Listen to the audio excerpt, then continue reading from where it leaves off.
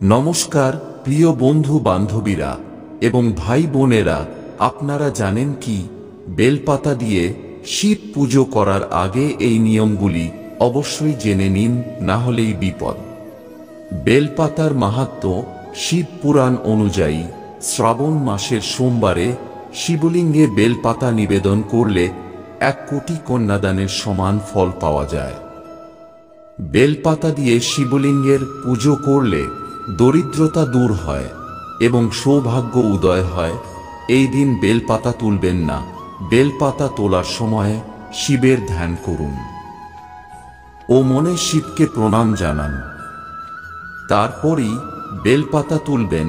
চতুর্থী, অষ্টমী, নবমী, চতুর্দশী ও অমাবস্যা তিথিতে বেলপাতা তুলবেন না। তিথির সংক্রান্তিকাল ও সোমবার বেলপাতা তোলা থেকে বিরত থাকুন। ডালসহ বেলপাতা তুলবেন না। 3টি পাতা একসঙ্গে রয়েছে এমন বিল্বপত্রই তুলবেন। বেলপাতা নিবেদনের নিয়ম শাস্ত্র মতে বিল্বপত্র এমন একমাত্র পাতা যা কখনো বাসি হয় না।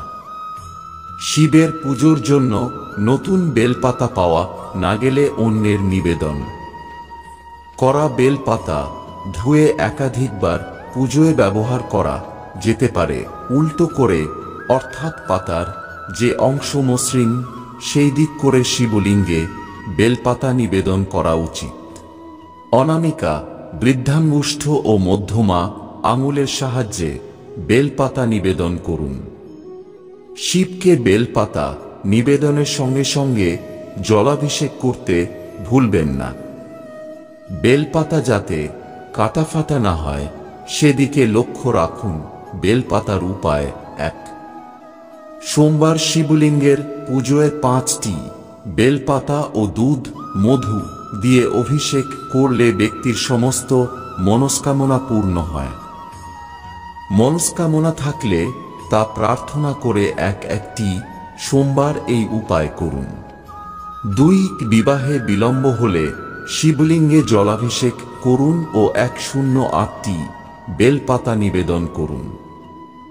বেলপাতা নিবেদনের সময় ওম নমঃ শিবায় মন্ত্র জপ করতে ভুলবেন না। এছাড়াও সোমবার একসঙ্গে শিব পার্বতীর পুজো করুন। এর ফলে শীঘ্র বিবাহ যোগ তৈরি হবে।